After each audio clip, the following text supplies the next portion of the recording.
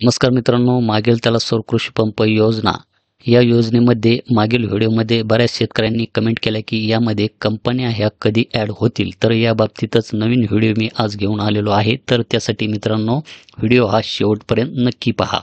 तर मित्रांनो, ज्या शेतकऱ्यांच्या करंट स्टेटसमध्ये A1 form submitted with payment अशा प्रकारे करंट स्टेटस असेल, म्हणजेच या शेतकऱ्यांनी आपला जो काही लाभार्थी हिस्सा आहे हा लाभार्थी हिस्सा हा भरलेला आहे.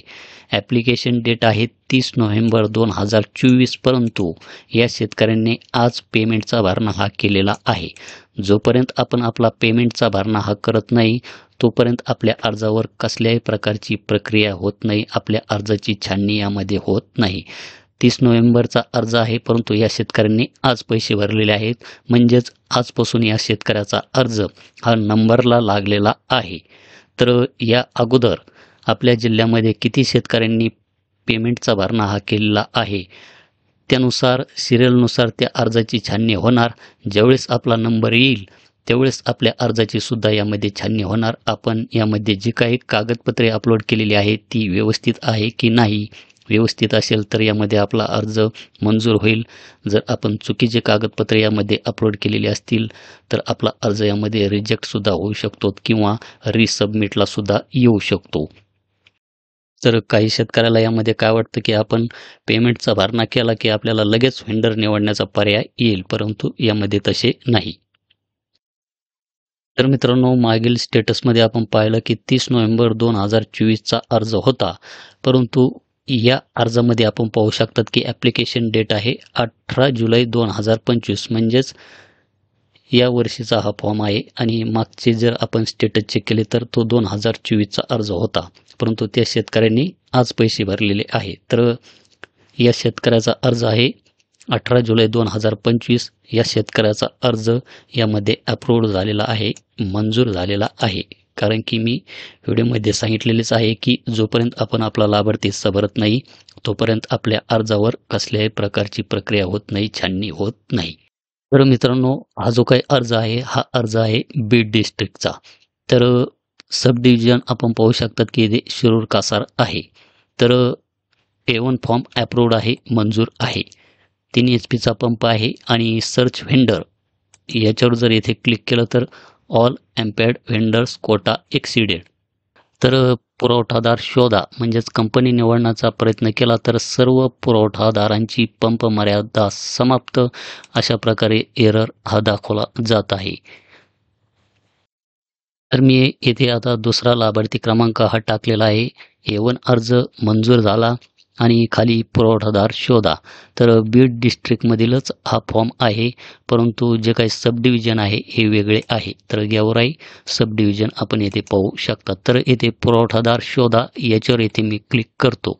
तर आपण खाली पाहू शकतात की निवड सूचीतील पुरवठादाराची निवड करा आणि ज्या काही कंपन्या असतील त्या कंपन्यांची यादी आपणास यामध्ये या ड्रॉप डाऊनमध्ये दाखवली जाईल. तर आपण येथे पाहू शकतात की 15 कंपन्या यामध्ये ॲड आहेत. आपण ह्या पाहू शकतात. काही नवीन कंपन्यासुद्धा यामध्ये ॲड झालेल्या आहेत. तर 1 महिन्यापासून या सब डिव्हिजनला कंपन्या ह्या दाखवत आहे.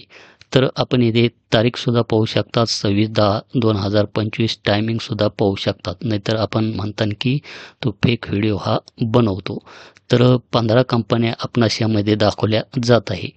तर आपणास जी काही कंपनी निवड करायची असेल ती कंपनी आपण यामध्ये निवड करून घेऊ शकतात किंवा थांबवूसुद्धा शकतात. तर सध्या काही सब डिव्हिजनला व्हेंडर हे दाखवत आहे, काही सब डिव्हिजनला व्हेंडर दाखवत नाही. तर आपण येथे पाहिलेलेच आहे.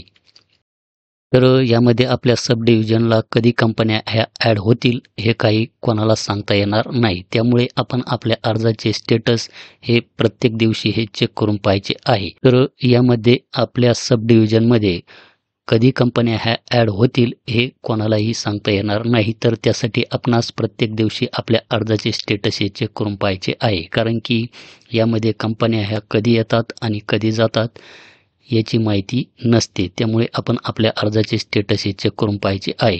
जरी फॉर्म आपला अप्रूव्ड असला, ज्यावेळेस कंपन्या ह्या ॲड होतील तर त्यावेळेस आपणास काही मेसेज वगैरे काही आपल्या मोबाईलवर येणार नाही की आपल्या सब डिव्हिजनला कंपन्या ह्या ॲड झालेल्या आहेत, तर आपण कंपनी ही निवडून घ्या म्हणून. त्यामुळे आपणच आपल्या अर्जाचे स्टेटस हे दररोज चेक करून पाहायचे आहे.